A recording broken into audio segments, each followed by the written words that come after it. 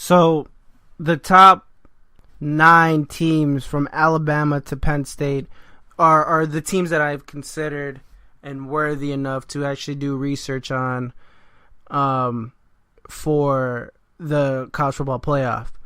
The bottom 3 teams, Boise State, Western Michigan, South Florida, are the teams worthy enough to do research on for the NY6 Bowls. Let me also explain what all these numbers mean. So, SOS, strength of schedule. And strength of schedule is pretty inconsistent, to be honest. And I like strength of schedule. It's a number. I like to bring out as many numbers as possible because my theory on ranking teams is get out as many numbers as possible because numbers and stats, they tell a story. And that's always been my philosophy in sports. You bring out as many numbers and as many stats as possible, and they tell a story.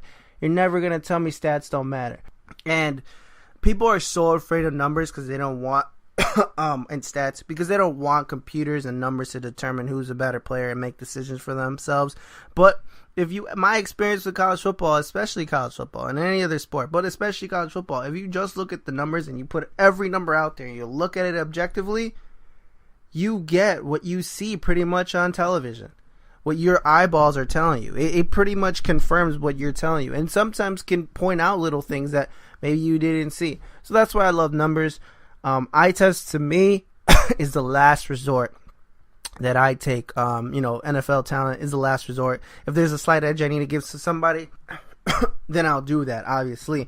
But for the most part, the numbers take over. And I love using strength of schedule. I love using A record, B record, C record, and I'll explain that in a bit. MOV is margin of victory. Opponents record, that's self-explanatory. The records of, your opponents, combined record of all your opponents, and then obviously the record. And I know that's very obvious, but I think it's a little more important than people make it out to be. Because at the end of the day, if you have a loss, that's a minus to your resume. Regardless of what you say, if it was a good loss, if it was a bad loss, it's a minus to your resume. It's something that needs to be looked at. Why did it happen? How did it happen? How big of it is it? Where did it come from? And if you look at all these numbers, like the A record. What's the A record? A record is simple. So back in the day, I used to do top percentiles, like 33 percentile, whatever.